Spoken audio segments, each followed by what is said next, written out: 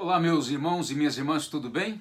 Olha só, estamos nesse projeto maravilhoso de pregações bíblicas expositivas no Evangelho de São Mateus. Assim nós vamos caminhando de evangelho a evangelho até chegarmos no livro do Apocalipse e depois iniciarmos o Antigo Testamento em Gênesis. É um projeto ousado, como eu tenho dito aqui, de longuíssimo prazo, mas certamente satisfatório e vai poder ajudar muitas pessoas no conhecimento da palavra de Deus e também no seu crescimento espiritual.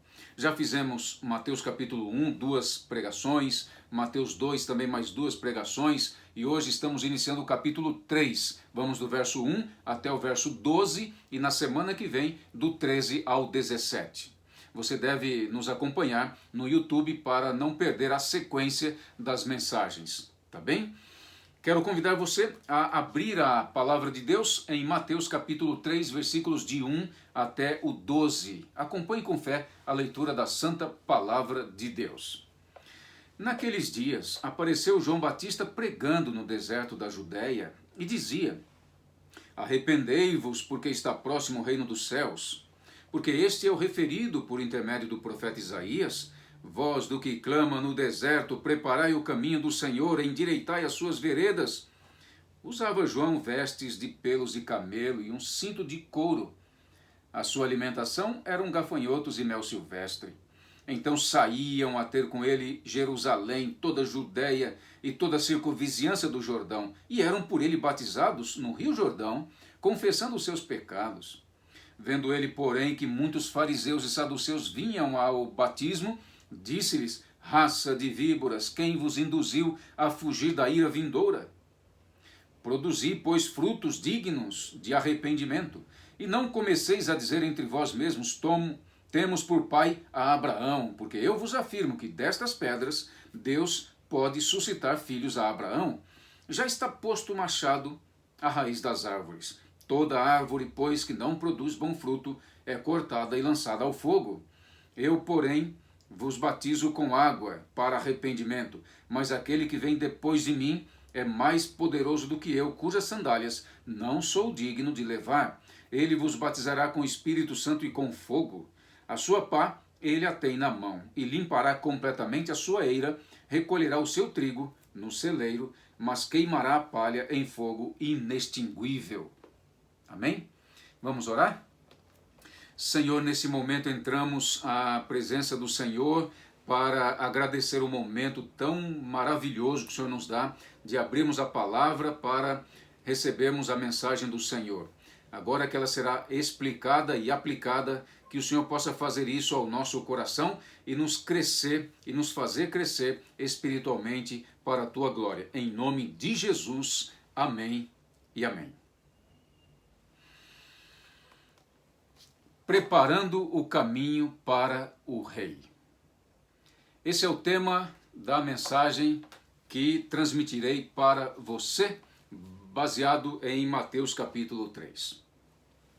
Na época dos reis antigos, quando eles tomavam posse, era costume dar um grande banquete, uma grande festa, fazer realmente um momento de muito júbilo, tanto para a família real, para os convidados e também para o povo. E eles preparavam tudo meticulosamente. A segurança, a alimentação, a música, o instrumento, as danças, os bailes. Eles passavam dias e dias em festa com a posse do novo rei. No mundo de hoje acontece a mesma coisa. Quando um presidente assume a cadeira presidencial, ele faz a mesma coisa. E quando o rei no passado tinha que fazer uma viagem, ele preparava o caminho fisicamente, através do seu mensageiro, que preparava uma equipe e ia meses de antecedência preparando a trilha, o caminho. Eles tinham que tapar buracos, remover pedras, cortar árvores, organizar os aclives, deixando mais reta a passagem para que o rei tivesse sucesso na sua viagem física e pudesse então alcançar sucesso nas negociações. Hoje também acontece a mesma coisa, quando os presidentes, ao tomar posse da cadeira presidencial e do seu país, eles organizam suas viagens e, com meses de antecedência, manda mensageiros prepararem fisicamente o lugar. o hotel, conversar com pessoas, ver a segurança, ver como que é o trânsito em casos mais assim, vamos dizer, de mais complexidade.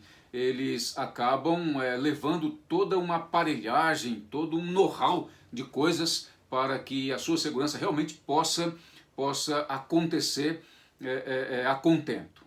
Tá? No caso da viagem de Obama para o Brasil, eles trouxeram de navio 5 helicópteros, mais de 30 cães farejadores, aparelhos eletrônicos, computadores de altíssimo nível.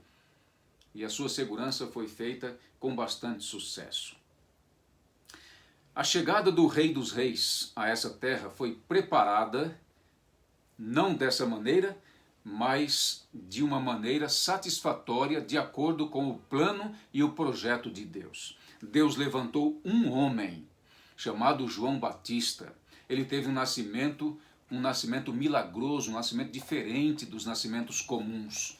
O seu pai, chamado Zacarias, e a sua mãe, chamada Isabel, queriam ter um filho, mas não podia porque ela era estéril e, se não bastasse isso, os dois já eram de idade avançada. Ele era um sacerdote, ministrava no templo. Um dia, ele estando lá no templo, ele recebeu a visita de um anjo glorioso, desceu lá, entrou no templo e se apresentou a ele. Ele levou um susto. Mas o anjo disse: calma aí, não tenha medo, não tenha medo. Eu vim de Deus para dizer para você que você vai ter um filho. Sua mulher vai ficar grávida e vocês dois terão um filho. E o nome dele vai ser João Batista. Você vai dar o nome de João Batista. Ele vai ser um profeta do Deus Altíssimo e vai preparar o caminho do Rei dos Reis, do Senhor Jesus Cristo. O profeta, ou melhor, o sacerdote Zacarias ficou realmente abismado, embasbacado e ao mesmo tempo com um pouco de incredulidade. E hoje falou: ah é? Então você vai ficar mudo até o nascimento do menino João Batista. E de fato ele ficou mudo. Quando ele saiu do templo, todo mundo ficou assim impactado, porque ele não falava, estava mudo já. Mas diz o Espírito de Profecia que ele tinha uma luz que iluminava todo o seu ser, porque estivera na presença do anjo glorioso do Senhor Deus. E ele escrevia toda a sua experiência ali vivenciada na presença do anjo. Muito bem, meu amigo querido, minha amiga querida. A semelhança desse fato, você tem no Antigo Testamento o nascimento de Isaac. Lembra? A Sara e o Abraão queriam ter um filho, mas não podiam, porque ela também era estéril. O Abraão já era de idade avançada, ela também já era de idade avançada. O anjo aparece, diz que eles teriam um filho. A Sara dá risada, o Abraão fica um pouco ali na incredulidade. Mas eles tiveram um filho pelo poder de Deus e depois surgiu toda a nação de Israel. A mãe de Sansão não podia ter e teve pelo poder de Deus. A Ana, lá do Antigo Testamento, era estéril, não podia ter, mas ficou grávida pelo poder de Deus atuando no casamento desse casal. E várias outras experiências do Antigo Testamento. Agora temos essa do Novo Testamento.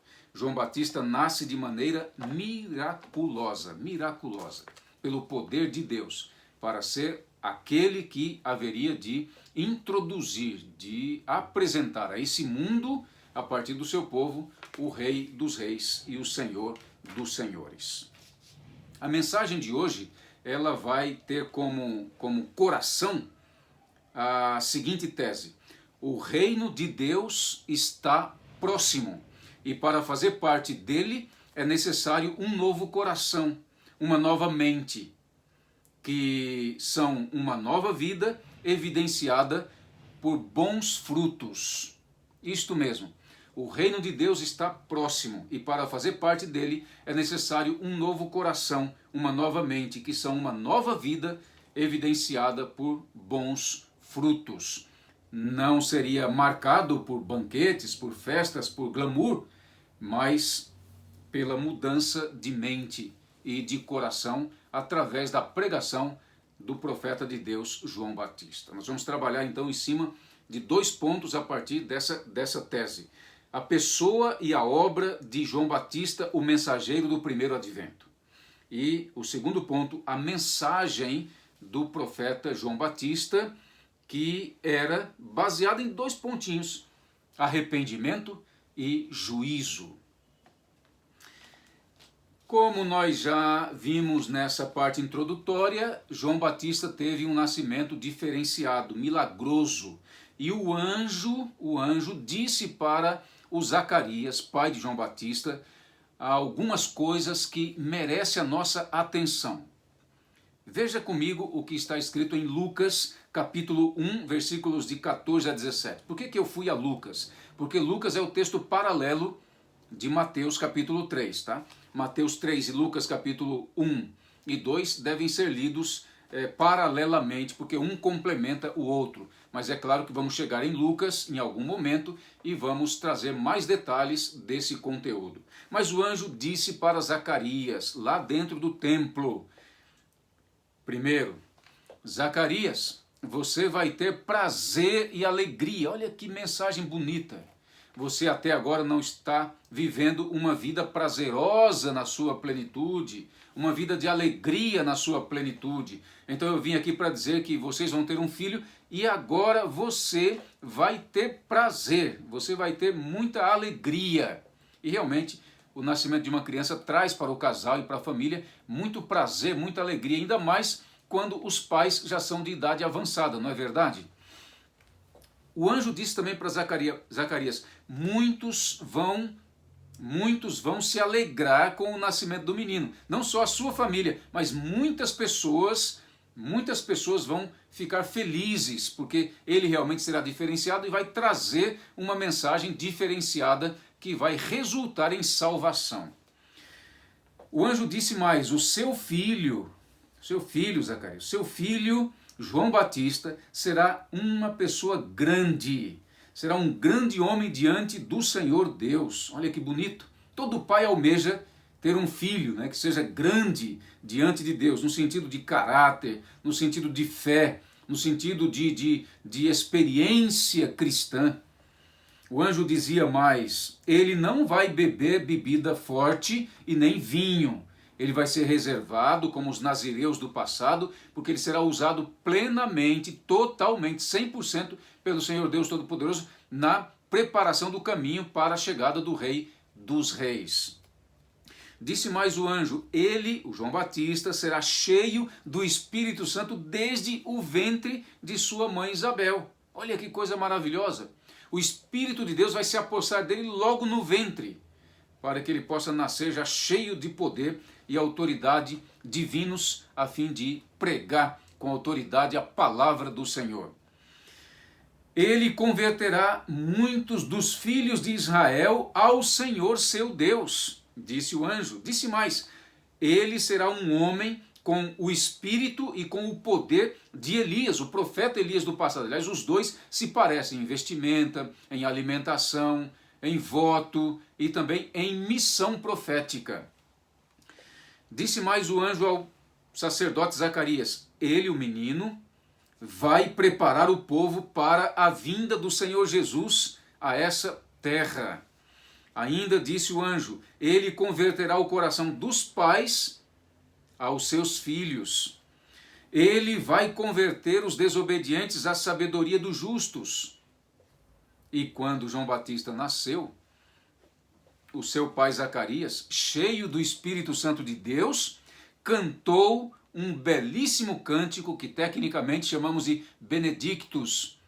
Esse cântico está lá no Lucas capítulo 1, especialmente versículos de 76 a 80, que é o trecho que eu recortei para passar para vocês as palavras belíssimas, musicais, cheias do poder do Espírito Santo de Deus. Veja comigo, dizia Zacarias acerca de João Batista: tu, menino, serás chamado profeta do Altíssimo. Tu, menino, precederá o Senhor, preparando-lhe os caminhos. Tu, menino, darás ao seu povo o conhecimento da salvação por meio do arrependimento dos seus pecados. E o menino, está escrito em Mateus e também em Lucas, o menino crescia e se fortalecia em espírito e viveu nos desertos até ao dia em que havia de manifestar-se a Israel. Ele vivia no deserto, meu amigo. Isto mesmo, o deserto da Judéia não era um deserto totalmente deserto. Era um deserto habitável. Poucas pessoas, mas era habitável, tá? E João Batista, então, cresceu no deserto da Judéia.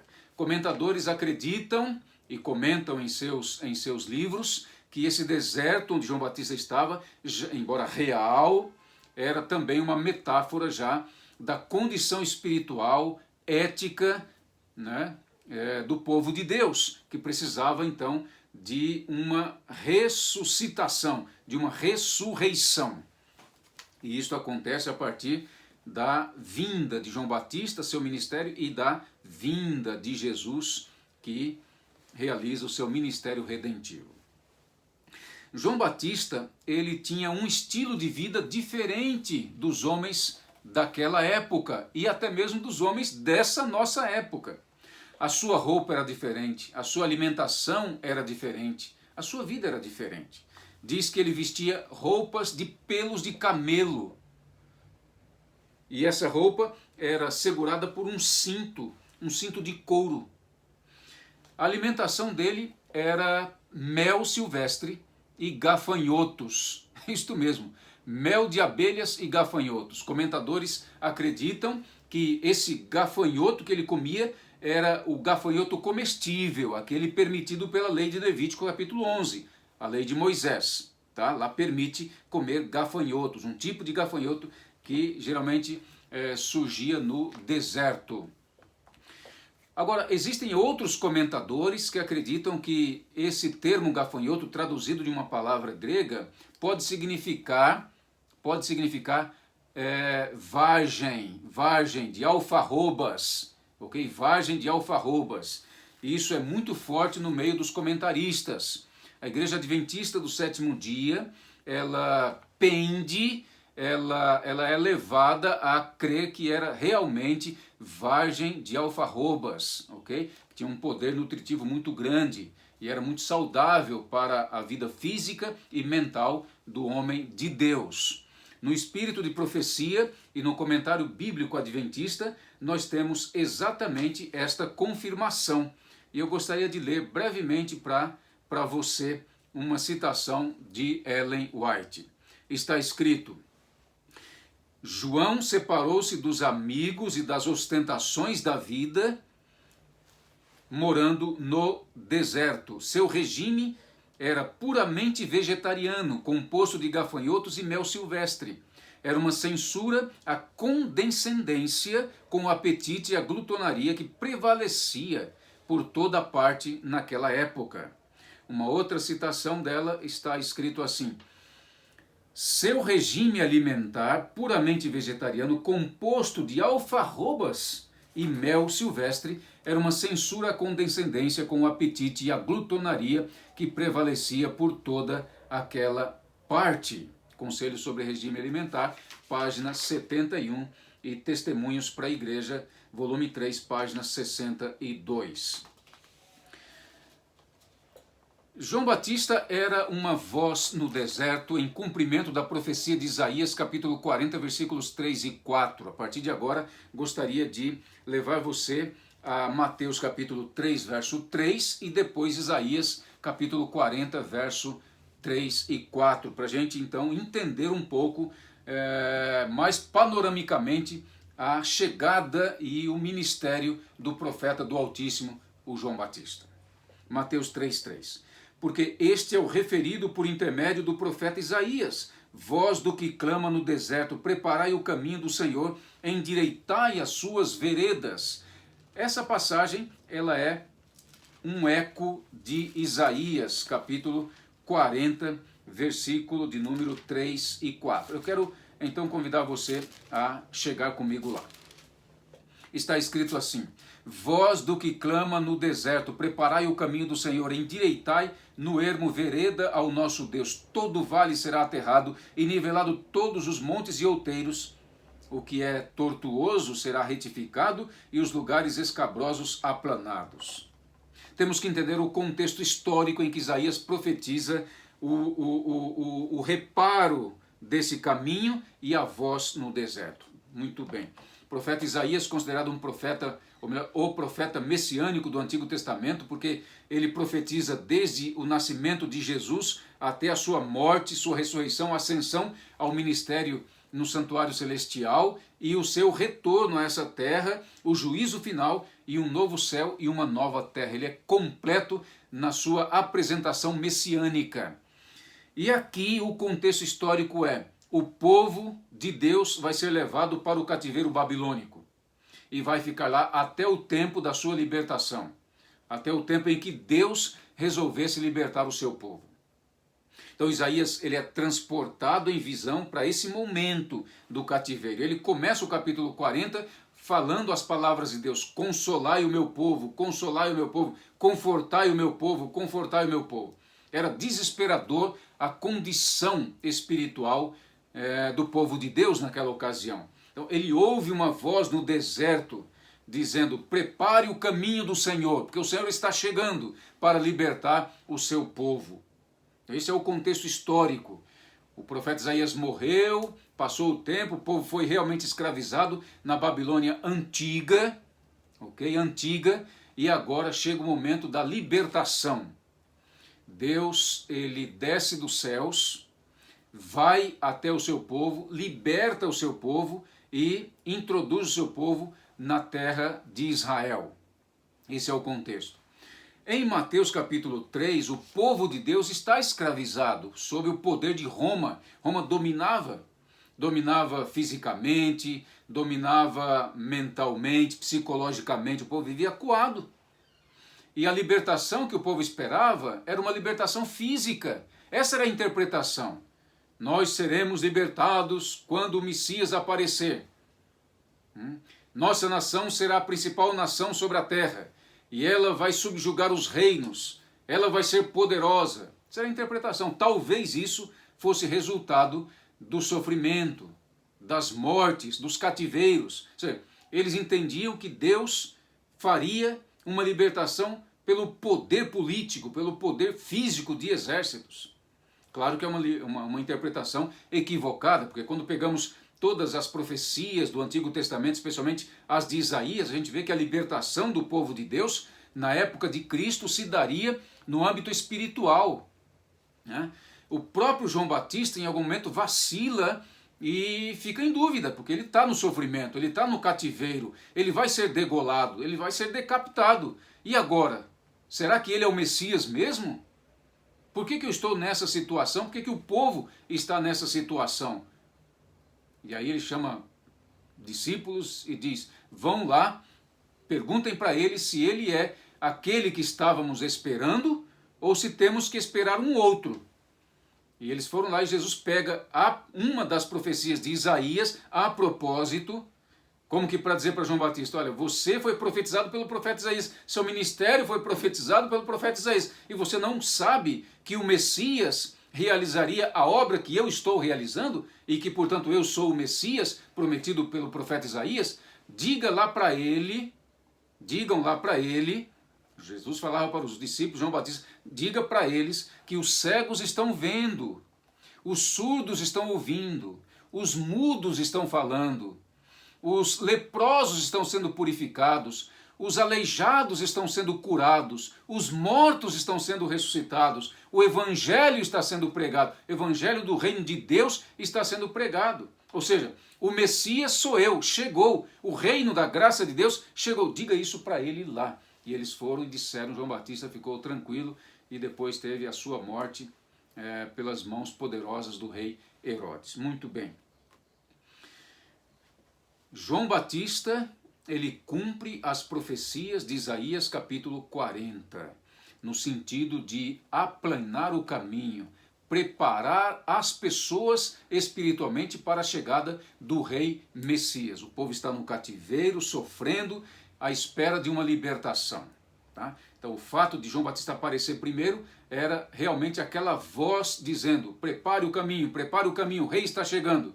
E a sua preparação era através da pregação da palavra de Deus, baseada em dois pilares: arrependimento e juízo. Ou seja, é necessário que todos se arrependam para receber o rei. Não é necessário banquetes, festas vivas e mais vivas, mas é necessário uma mudança de mente, de coração, de caráter, para receber o reino e ser parte do seu reino. As pessoas que se arrependiam, confessavam seus pecados e, como um sinal de que aceitavam, eram batizados para produzir novos frutos de acordo com o caráter desse novo reino. Frutos esses que são requeridos no capítulo 5, 6 e 7 do Evangelho de Mateus. Chegaremos lá no seu devido tempo. Meus queridos amigos e amigas, então a profecia de Isaías se cumpre nesse trecho de Mateus capítulo 3, versículo de número 3. O Messias é introduzido debaixo de uma apresentação espiritual por parte de João Batista. Gostaria de passar agora ao nosso segundo grande ponto, que é a mensagem, a pregação do profeta de Deus. Quero convidar você a voltar em Mateus capítulo 3, por gentileza, venha comigo nesse evangelho e nós vamos pegar agora no capítulo 3 algumas passagens importantes acerca da mensagem que João Batista tem, que é a mensagem do arrependimento e do juízo. Veja então a mensagem do arrependimento apresentada no versículo 2, capítulo 3, versículo 2. Arrependei-vos, olha aí, já começa com esse termo aqui. Arrependei-vos, metanoel, arrependei-vos, mudança de mente, de coração, de rumo. Ou seja, é necessário deixar o caminho das trevas, o caminho do diabo, o caminho desse mundo mau, e agora tomar o caminho de Jesus, o Rei, o caminho do reino de Jesus, ou seja, uma nova postura, uma nova vida. Não é um sentimento, não é um arrepio no corpo, não são lágrimas vertendo pelos olhos. Não, meu amigo, arrependimento na Bíblia é mudança radical de mente, de pensamento, de coração, de rota, de rumo, de atitude, a tomada do caminho de Deus, o trilhar o caminho de Deus.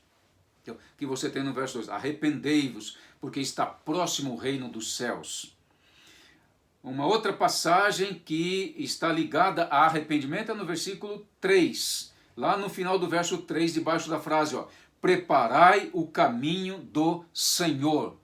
Preparai o caminho do Senhor. Como que era a preparação? Claro que os arautos do passado, os mensageiros do passado, preparavam fisicamente o caminho para a passagem do rei. Mas aqui João Batista está preparando espiritualmente o caminho para a chegada do rei e a apresentação do seu reino. Ou seja, ele estava convidando as pessoas a se arrependerem dos seus pecados para receberem o Rei dos Reis. Versículo de número 6, nós temos uma outra frase ligada ao arrependimento. Veja lá. E eram por ele batizados no Rio Jordão, confessando os seus pecados. Dois termos aqui, batismo e confissão, estão ligados ao termo arrependimento. Ou seja, para que alguém seja batizado, tá, e confesse seus pecados, ou vice-versa, é necessário que Jesus realize, pelo poder do seu Espírito Santo, a obra no coração daquele que ouve a palavra de Deus. Então, ele ouve, tá? Ele é tocado, então ele se arrepende, ele deixa o caminho mau, ele abandona o caminho mau e agora ele é batizado como sinal do verdadeiro arrependimento e passa a viver uma vida de produção de bons frutos, para que outros vendo possam também aceitar o rei e o seu reino. Uma outra passagem, verso 8, fala do arrependimento. Veja comigo, produzi, pois, frutos dignos de arrependimento. É necessário produzir frutos dignos de arrependimento. Então, está o termo arrependimento como a base para a produção de frutos dignos, frutos bons. Verso 11, novamente, volta o termo arrependimento. Eu vos batizo com água para arrependimento. Eu vos batizo com água para arrependimento. O batismo era fruto do arrependimento. Então essa era a mensagem de João Batista. Arrependei-vos, arrependei-vos, arrependei-vos. E, paralelamente, ele dava a mensagem do juízo. Ou seja, aqueles que não se arrependerem têm que ter consciência de que serão julgados e eliminados por Deus no seu devido tempo. E o devido tempo que a Bíblia diz é o juízo final. Veja comigo acerca da questão do juízo, os versículos 7, 10 e 12. Versículo 7, olha lá comigo. Vendo ele, porém, que muitos fariseus e saduceus vinham ao batismo, disse-lhes: raça de víboras, quem vos induziu a fugir da ira vindoura? Raça de víboras é um termo muito interessante. As víboras apareciam muito lá no deserto da Judéia, tá? E existia até um tipo de víbora, uma espécie de víbora muito, mas muito destruidora, que quando ela estava nascendo do ventre da sua mamãe, ela acabava destruindo a sua mamãe de dentro para fora. E ela passava a ter vida e a sua mamãe morria. Quando João Batista diz para os fariseus e para os saduceus raça de víboras, era provável que ele estivesse se referindo a esse tipo de víboras.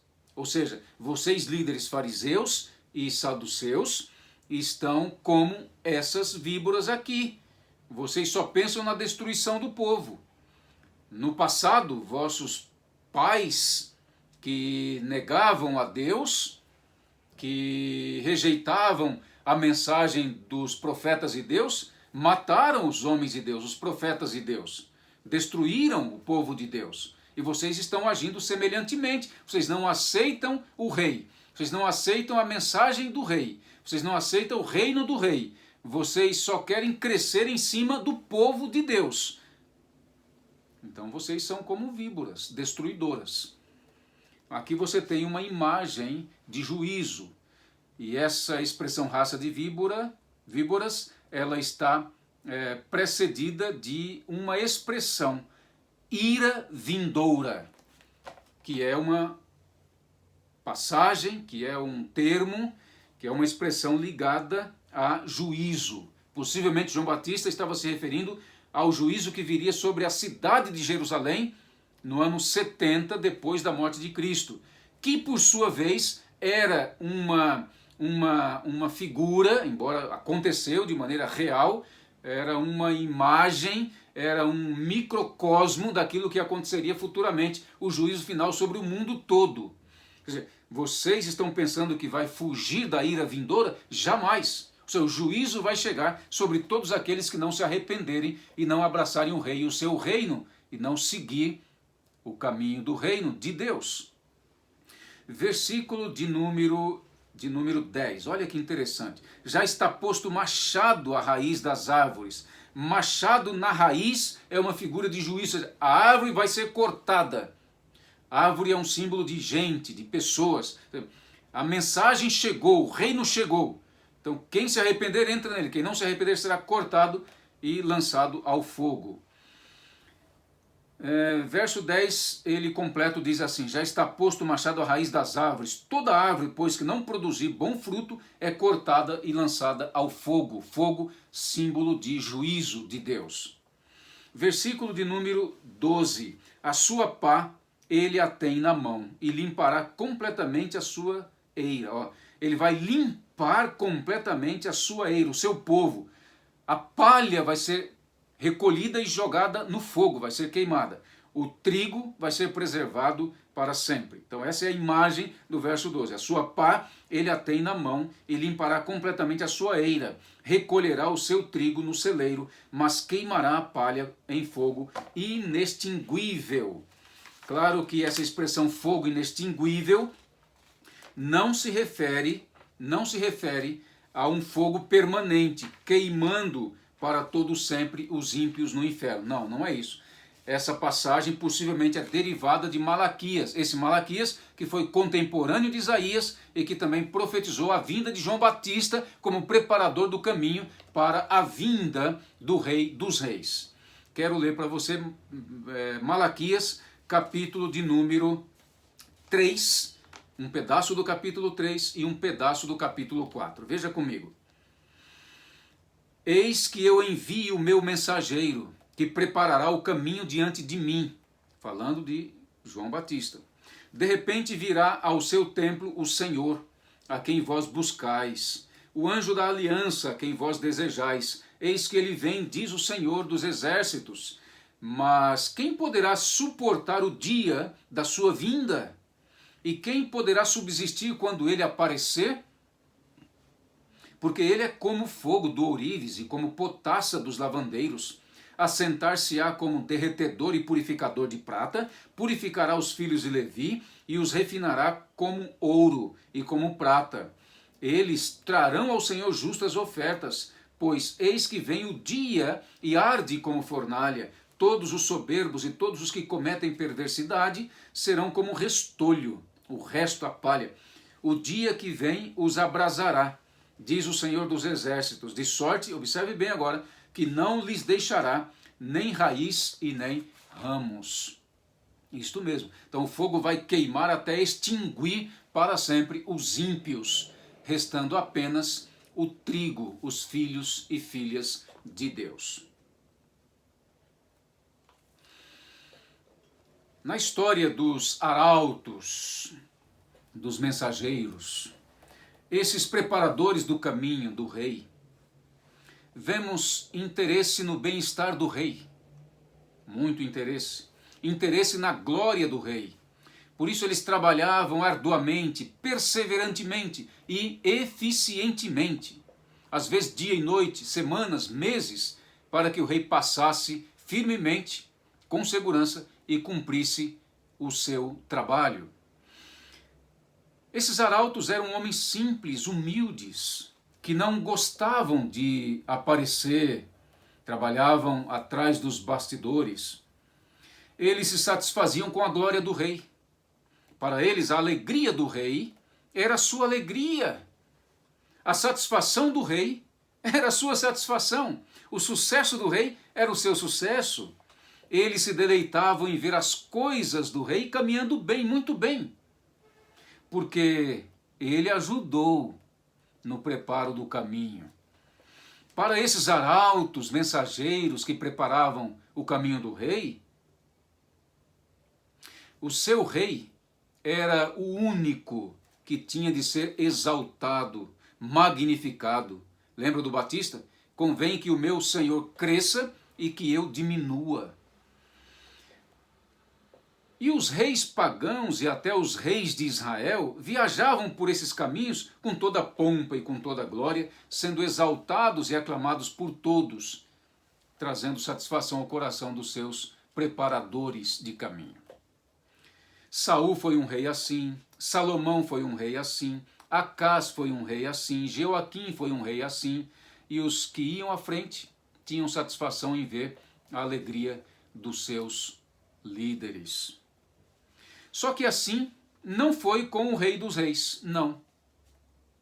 Assim não foi com o Senhor dos Senhores, não foi não. O Senhor Jesus apareceu no caminho preparado por João Batista de maneira diferente. E o próprio João Batista teve satisfação na chegada do seu rei. Ele nasceu humilde, viveu uma vida humilde, apareceu ao seu primo João Batista, lá no Jordão, no meio da multidão, para ser batizado por ele. E João Batista expressa: aqui está conosco o Cordeiro de Deus, que tira o pecado do mundo. João Batista também nasceu humilde, viveu uma vida humilde, pregava pelo seu estilo de vida, de humildade, de abnegação, e pregava pela palavra poderosa de Deus. O poder na preparação do caminho do nosso rei Messias está numa vida de humildade e simplicidade, visando a glória dele. Ah, meus amigos queridos, meus irmãos de fé, o mundo precisa de homens como João Batista, isso mesmo. O mundo precisa de gente com o mesmo caráter de João Batista, que revelava na sua vida, na sua obra, a verdade de Jesus e do reino de Jesus. Podemos ver na pessoa e na obra de João Batista um modelo para nós e para o mundo. Um modelo de humildade, fidelidade, envolvimento na missão, um modelo de estilo de vida sem vaidades, um modelo de testemunha fiel apontando para Cristo ser exaltado. Podemos ver na pessoa e na obra de João Batista um tipo também da Igreja de Deus nesses últimos dias da história da humanidade. A Igreja, assim como João Batista, tem a missão de preparar o caminho, o povo de Deus, para a segunda vinda de Cristo a essa terra. Por isso é importante olhar para João Batista e para o ministério de João Batista, que representa a igreja. Olhar para o seu estilo de vida espiritual, para o seu estilo de vida no procedimento social, para o seu estilo de vida na pregação da palavra de Deus. Ele pregava o que o povo precisava ouvir e não o que o povo queria, esperava ouvir. Eu quero fazer nessa partezinha final um apelo para você e para o mundo todo, esperando que todos possam, de alguma maneira, ser tocado pelo poder dessas palavras finais. O mundo precisa, meu amigo, de mais pessoas como João Batista. Não perquemos isso de memória. É necessário ressuscitarmos o verdadeiro testemunho no estilo de vida e na pregação poderosa da palavra, unicamente da palavra de Deus. O mundo político, por exemplo, precisa ver verdadeiros filhos de Deus e ouvir a verdadeira mensagem. Arrependei-vos. O mundo dos ricos e dos poderosos dessa terra precisa ver verdadeiros filhos de Deus e ouvir a verdadeira mensagem. Arrependei-vos. O mundo das letras e da academia precisa ver verdadeiros filhos de Deus e ouvir a verdadeira mensagem. Arrependei-vos. O mundo do show business precisa ver verdadeiros filhos de Deus e ouvir a verdadeira mensagem. Arrependei-vos. O mundo dos esportes precisa ver verdadeiros filhos de Deus e ouvir a verdadeira mensagem de Deus. Arrependei-vos. O mundo educacional, desde as grandes faculdades até as escolas públicas e privadas, precisa ver os verdadeiros filhos de Deus e ouvir a verdadeira mensagem de Deus. Arrependei-vos. O mundo das indústrias, dos comércios, da agricultura, do entretenimento, da televisão, do rádio, da comunicação, da internet, das mídias sociais, etc, etc, etc. Esses mundos precisa ver verdadeiros filhos de Deus e ouvir as verdadeiras palavras de Deus. Arrependei-vos. O mundo religioso em geral, cristianismo, judaísmo, islamismo e até mesmo as filosofias de vida, precisa ver verdadeiros filhos de Deus e ouvir a verdadeira mensagem de Deus. Arrependei-vos. O mundo adventista do sétimo dia em toda a sua extensão, desde a liderança até a pessoa mais simples, precisa ver verdadeiros filhos de Deus e ouvir a verdadeira mensagem. Arrependei-vos. O mundo familiar, todas as famílias da terra, precisa de pais que sejam verdadeiros filhos e servas de Deus e que preguem para os seus filhos e filhas a verdadeira mensagem de Deus. Arrependei-vos. O juízo está chegando. Arrependei-vos, porque o juízo está chegando. Arrependei-vos, porque o juízo de Deus está chegando. Oremos. Senhor Deus Todo-Poderoso, muito obrigado pela palavra do Senhor, lida, explicada e aplicada, que o Espírito do Senhor possa realizar a obra em nosso coração, tratando-o para a glória do Senhor e para a nossa salvação quando Jesus voltar. Nós te agradecemos em nome de Jesus, nosso Rei, nosso Senhor e nosso Salvador. Amém.